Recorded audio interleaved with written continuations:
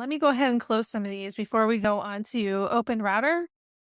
We're going to go through some of these not safe for work open source models for you guys, and it will give you a chance to see the see some of these in action.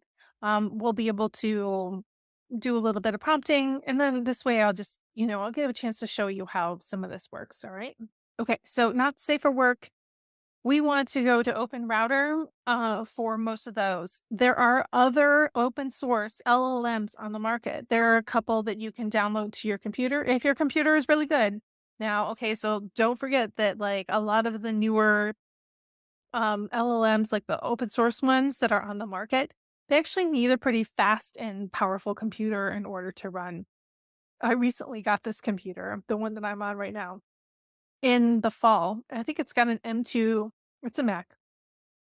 It's got an M2 chip in it, I believe. Yes, it's an M2 Max chip, 32 gig, and I think that I can run some of the models on my own computer if I wanted to. Right now I don't see the need.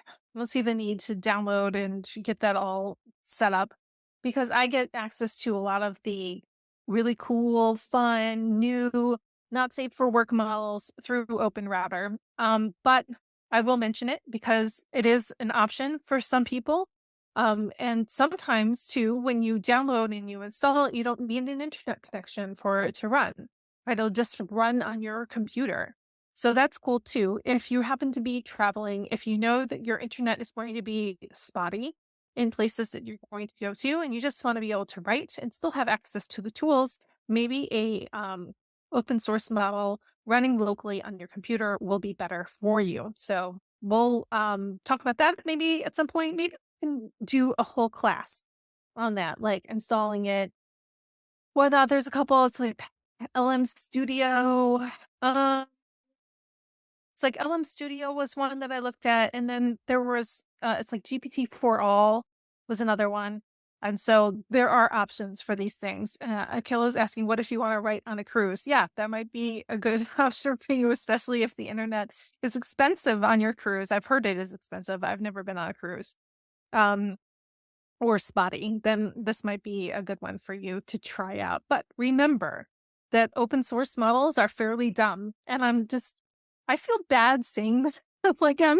I'm giving shade to these open source models. They're a little dumb, but they are. Like, let's face it. I mean, prompting some of these open source models, I mean, you're going to get back small amounts of text. It's going to forget your prompt after a little bit.